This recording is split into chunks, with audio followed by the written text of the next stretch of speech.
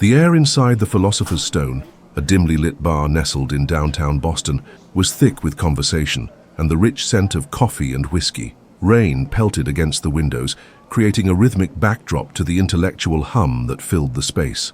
This wasn't your typical watering hole. Bookshelves lined the exposed brick walls, and quotes from great thinkers were etched into wooden plaques hanging between vintage photographs of Athens and Alexandria. Two men sat at opposite ends of the mahogany bar, unaware of each other's presence. The older one, with a full white beard and piercing eyes that seemed to look through rather than at things, nursed a glass of red wine. He wore a simple blue sweater over a white button-down shirt, his posture straight yet somehow detached from his surroundings, as if part of him existed elsewhere. This was Plato, or rather, someone who embodied his essence in our time. At the other end sat a man in his 50s, with neatly trimmed salt and pepper hair, and a methodical way of arranging his napkin, coaster, and notebook on the bar. His eyes darted around the room, taking in details, categorizing, analyzing. His tweed jacket with leather elbow patches and careful observation of his surroundings marked him unmistakably as Aristotle in spirit, if not in flesh.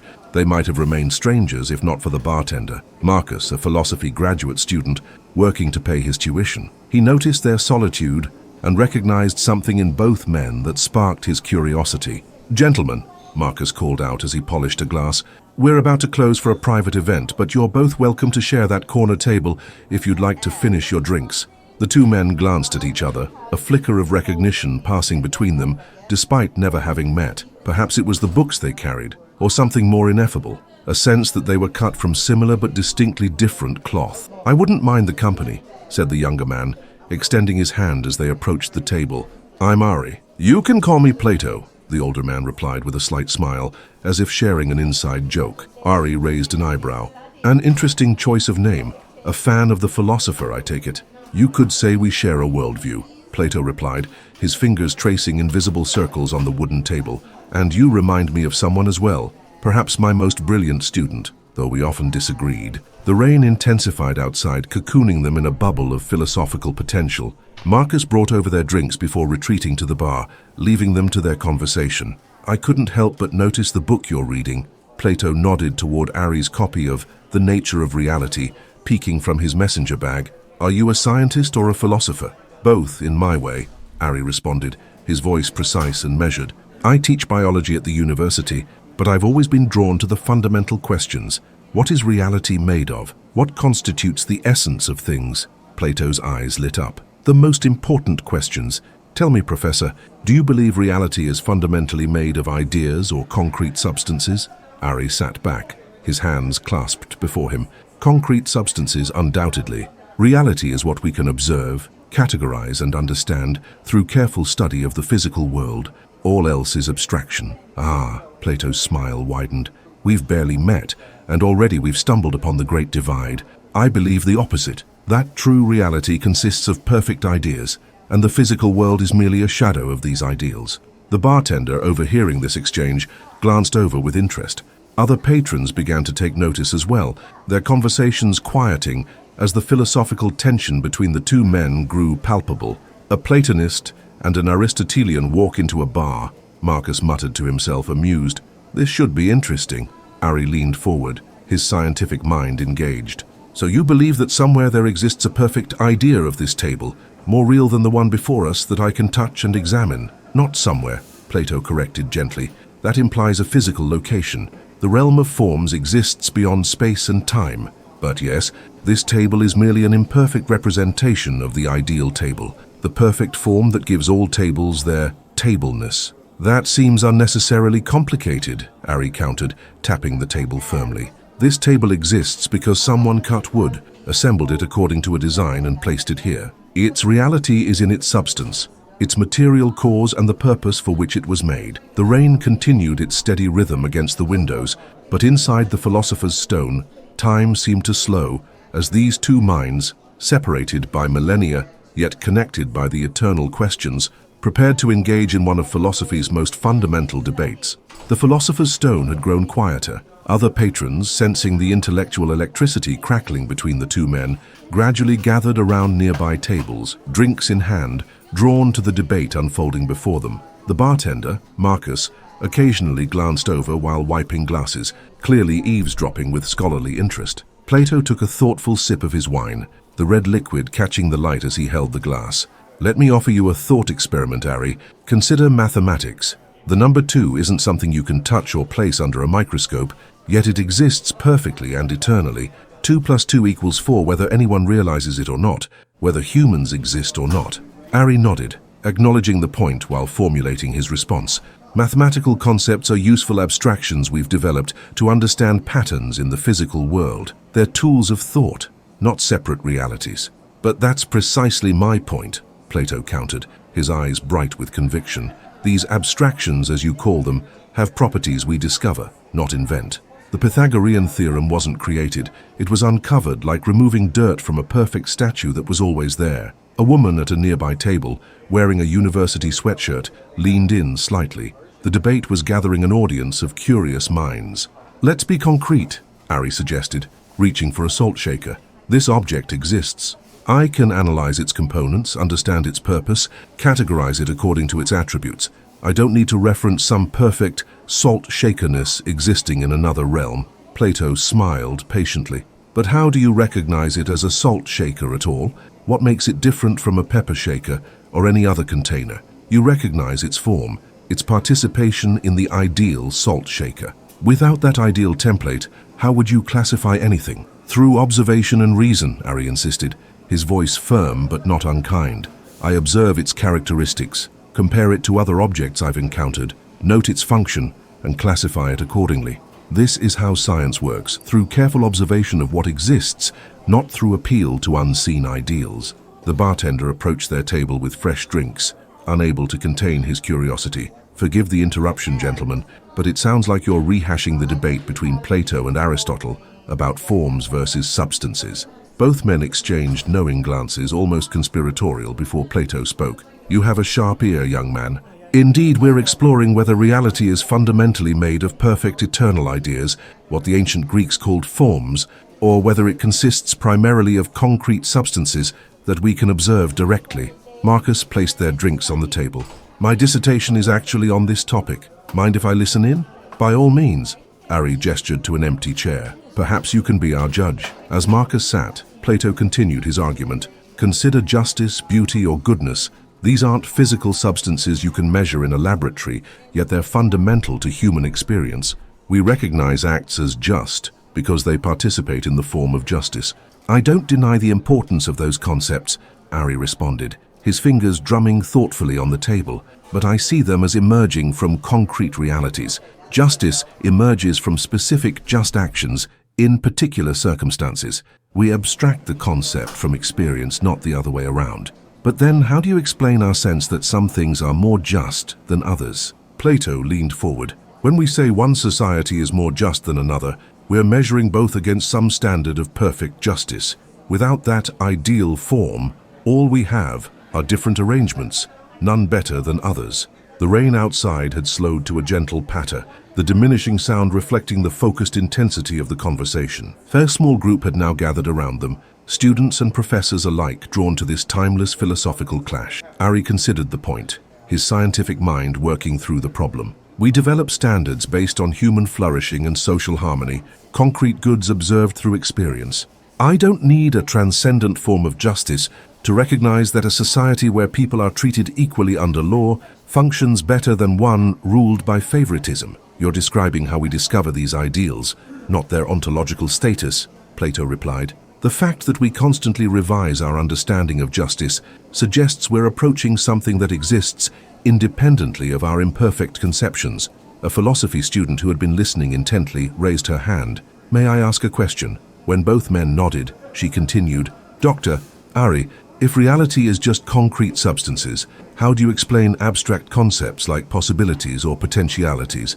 They seem to exist, but aren't physical. Ari smiled appreciatively at the question. Excellent point. I believe potentiality exists within substances themselves.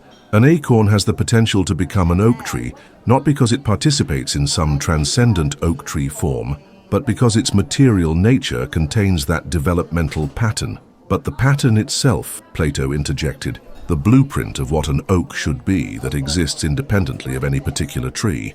No actual oak perfectly embodies oakness, yet we recognize deformities precisely because we have access to the ideal. The philosophical battle continued to unfold, words and concepts weaving through the air like invisible architecture, as the patrons of the Philosopher's Stone witnessed a debate that had shaped 2,000 years of Western thought. The evening deepened, and the Philosopher's Stone transformed. The manager had decided to keep the bar open, recognizing that something extraordinary was happening. Chairs had been rearranged into a rough semicircle around Plato and Ari. Someone had brought a small whiteboard from the back office, and Ari was now drawing a diagram of Aristotle's four causes: material, formal, efficient, and final. "This is how we understand reality," Ari explained, gesturing to his diagram. "To truly know something, we must understand what it's made of, its structure or form, what brought it into being, and its purpose or function. Take this glass." He held up his water glass. "Its material cause is glass, its formal cause is its shape designed to hold liquid, its efficient cause was the glassblower who made it, and its final cause is to contain drinks." He set the glass down with a definitive tap. "This framework explains everything from artifacts to living beings without requiring a separate realm of forms." Plato nodded respectfully, but remained unconvinced. "Your system is admirably thorough, but it still doesn't address the fundamental issue. Let me share an allegory that might illuminate my position." The audience leaned in as Plato described the famous cave allegory. Prisoners chained since childhood, seeing only shadows cast on a wall, mistaking these shadows for reality, until one escapes to see the true world outside and the sun that illuminates it all. "We are those prisoners, Ari," Plato concluded, his voice resonant with conviction. "What you call concrete substances are merely shadows of true reality. Your scientific instruments only measure shadows more precisely, but they cannot access the forms themselves." A heated murmur ran through the audience. A physics professor, who had been listening intently, raised his hand. "With all due respect, sir, modern science has progressed far beyond shadow measuring. We've split the atom, mapped the human genome, and observed gravitational waves from colliding black holes. These aren't shadows, they're fundamental aspects of reality." Ari nodded gratefully at this support, but Plato remained serene. "Impressive achievements all, and I don't diminish them. But consider quantum physics. Doesn't it suggest that at the most fundamental level, reality isn't composed of concrete things, but patterns, probabilities, and relationships? Doesn't that sound more like a realm of forms than solid substances?" The physics professor paused, suddenly less certain. Marcus, the bartender, who had been taking notes throughout the discussion, jumped in. "That's a fascinating point. Quantum field theory does suggest that particles are excitations in fields that permeate all space. Are these fields more like Platonic forms or Aristotelian substances?" "They're mathematical descriptions of observed phenomena," Ari responded firmly. "Their reality lies in their predictive power and correspondence with experiment, not in some transcendent realm." An older woman who had identified herself as a neuroscientist earlier spoke up. "What about consciousness? We can observe neural correlates of mental states, but the experience itself, the redness of red or the painfulness of pain, seems irreducible to physical description." "Exactly," Plato exclaimed. "Qualia, the subjective quality of experience, points to a reality beyond the physical. Your consciousness participates in something that transcends mere electrochemical reactions." Ari shook his head. "Consciousness emerges from the complex organization of the brain. The fact that we don't yet fully understand the mechanism doesn't justify positing a separate realm of mental forms." The debate had drawn in nearly everyone in the bar now. Someone had started a social media live stream, and online viewers were posting questions that Marcus occasionally relayed to the two philosophers. A viewer asks, "If Plato is right and perfect forms exist, why is our world so messy and imperfect?" Marcus read from his phone. Plato smiled. "Because the physical world can only imperfectly instantiate the forms. Like a shadow distorts the object casting it, or like an artist who never quite captures their perfect vision on canvas." "But that raises another question," Ari countered. "How do these perfect forms interact with imperfect matter? What's the mechanism of this participation you keep mentioning?" "That's the wrong question," Plato replied gently. "You're asking for a physical mechanism to explain a metaphysical relationship. It's like asking what color mathematics is." The audience laughed, but Ari pressed on. "That's precisely the problem with your theory. It makes claims that cannot be tested or verified. Science requires falsifiable hypotheses. Not all knowledge is scientific knowledge." Plato responded. The most important truths about goodness, beauty, justice, love cannot be put in a test tube or viewed under a microscope. Your method is excellent for studying the physical world, but says nothing about what transcends it. As the philosophical battle continued, the rain outside stopped completely. Through the windows, stars became visible in the clearing night sky. Distant points of light that seemed, depending on one's philosophical persuasion, either like distant suns or like pinpricks in the veil separating the world of appearances from true reality. The clock on the wall of the philosopher's stone showed midnight had come and gone, yet no one seemed inclined to leave. The debate had evolved from a simple discussion of forms versus substances into an exploration of how we come to know anything at all. The audience, now fully invested in the intellectual drama, had split into informal factions, some nodding along with Plato's idealism, others firmly in Ari's empirical camp. "Let me ask you this," Plato said, his voice showing no signs of fatigue despite the late hour. "How do you explain mathematical or geometrical knowledge? A perfect circle doesn't exist in nature, yet mathematicians can discover its properties with certainty." Ari considered this. "Mathematics is a language we've developed to describe patterns we observe in the physical world. Its power comes from its internal consistency and its remarkable usefulness in prediction. But that doesn't explain why mathematics works so well," Plato countered. As Eugene Wigner famously noted, the unreasonable effectiveness of mathematics in describing physical reality suggests that mathematical structures aren't just human inventions, but discoveries of something fundamentally real. A young mathematics graduate student who had been listening intently spoke up. "I've always been struck by how we can prove theorems that seem to exist independent of human minds. The Pythagorean theorem was true before Pythagoras was born and will remain true after all humans are gone." Ari nodded respectfully. "I don't deny the objective nature of mathematical truth, but I see it as emerging from the logical structure of thought itself, not as evidence of a separate realm of forms." "Let's approach this differently," Plato suggested. "How do we learn anything new? If I teach you something you didn't know before, what's happening?" "I'm acquiring new information," Ari replied simply. "But is it truly new, or are you recognizing something that in some sense you already knew?" Plato's eyes twinkled. "Consider when someone understands a mathematical proof. There's often a moment of recognition. Ah, I see it now, as if the truth was already there waiting to be uncovered." Marcus, who had been moderating the discussion, interjected. "That sounds like Plato's theory of recollection, that learning is remembering what our souls knew before birth." "Precisely," Plato nodded. "Knowledge isn't put into the mind like water into an empty vessel. It's drawn out, like a midwife helps deliver a baby. The truth is already within us." Ari shook his head, smiling.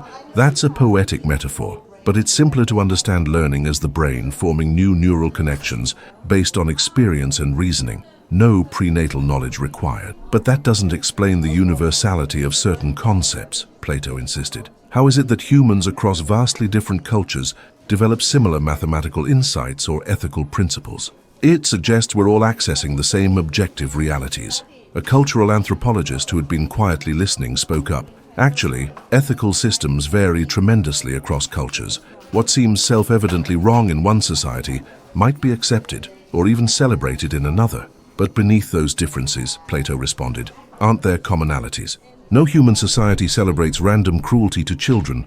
No culture values cowardice over courage. These point to universal forms of good and justice that transcend cultural particulars."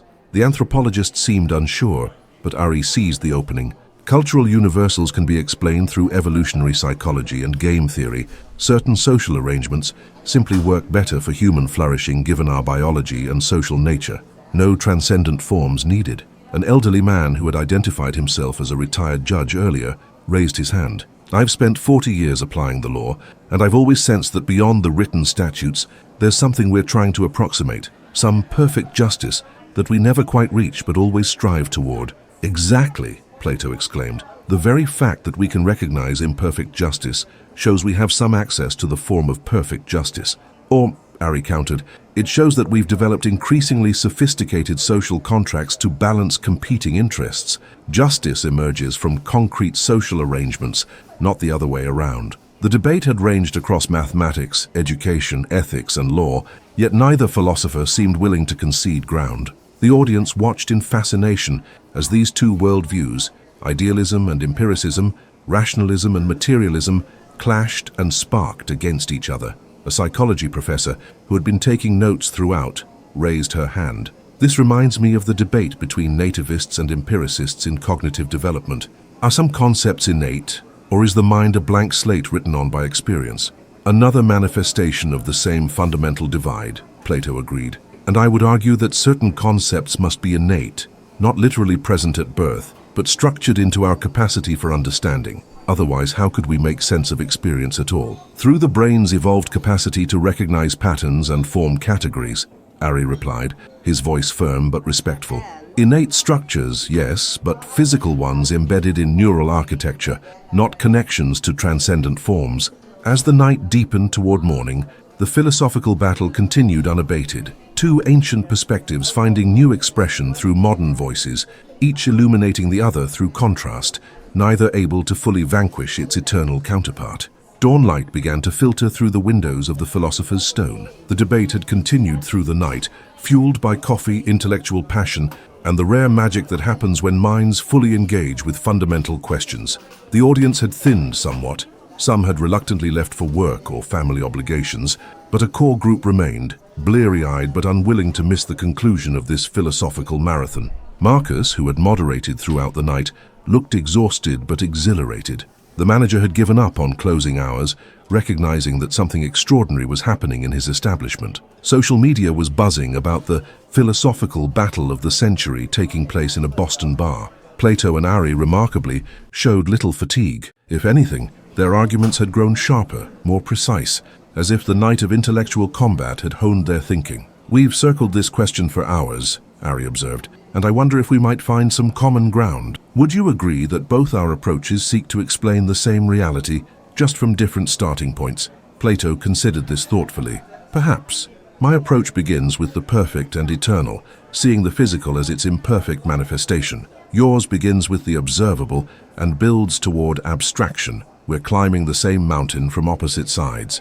This metaphor seemed to resonate with the exhausted but engaged audience. A philosophy professor, who had been silent throughout most of the debate, finally spoke up. "What strikes me about this conversation is how both perspectives have proven durable across millennia. Neither has definitively vanquished the other, which suggests both capture something essential about reality." Plato nodded. "The history of thought does seem to oscillate between these poles, idealism and materialism, rationalism and empiricism. Perhaps reality itself has dual aspects. I'm willing to entertain that possibility," Ari conceded, surprising some in the audience. "Science itself has found that certain phenomena, light for instance, exhibit both wave-like and particle-like properties depending on how we observe them." "Precisely," Plato exclaimed. "The wave aspect corresponds to my forms, patterns, mathematical structures, non-material organizing principles. The particle aspect aligns with your concrete substances. Perhaps reality requires both perspectives for complete understanding." A physicist in the audience leaned forward. "That's remarkably similar to complementarity in quantum mechanics, the idea that quantum entities have properties that are equally real but mutually exclusive. We need both perspectives for a complete description, even though they can't be applied simultaneously." Marcus, who had been quiet for some time, spoke up. "So, where does this leave us? Is reality made of ideas or substances?" Plato and Ari exchanged a look that suggested a newfound mutual respect. Ari spoke first. "I maintain that concrete substances form the bedrock of reality. But I acknowledge that patterns, relationships, and organizing principles have a kind of reality that can't be reduced to their physical instantiations. Mathematics isn't just in our heads, it describes something real." Plato nodded. "And I maintain that the ideal forms are more fundamental than their physical manifestations. But I acknowledge that without their expression in the physical world, they would remain abstract and disconnected from human experience. Perhaps they need matter to become fully realized." A young student who had been sitting quietly in the corner raised her hand. "It sounds like you're both describing the same elephant from different angles. Could it be that reality has both ideal and material aspects, neither reducible to the other?" Both philosophers considered this suggestion.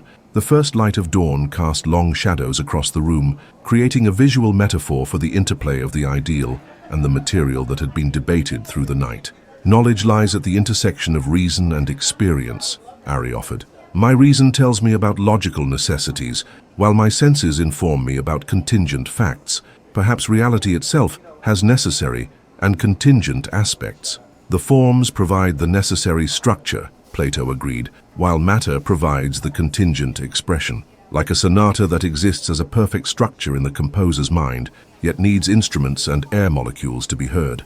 As the sun rose fully outside, casting golden light across the table where these two intellectual titans had battled through the night, the audience witnessed not a victory for either side, but something rarer and more valuable, a synthesis. Marcus, sensing the natural conclusion of the debate, raised his coffee mug. To Plato and Aristotle, to our guests, whose exploration of reality's nature has illuminated this corner of Boston for one unforgettable night.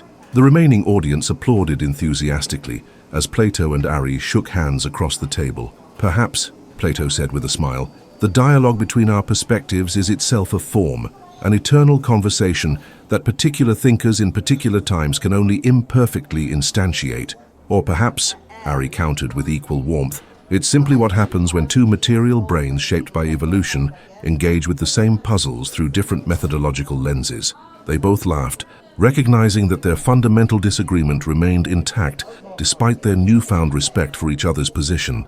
As they gathered their belongings and prepared to depart, the patrons of the Philosopher's Stone knew they had witnessed something remarkable, not just a debate between two viewpoints, but a demonstration of philosophy's enduring power to engage the deepest questions of human existence.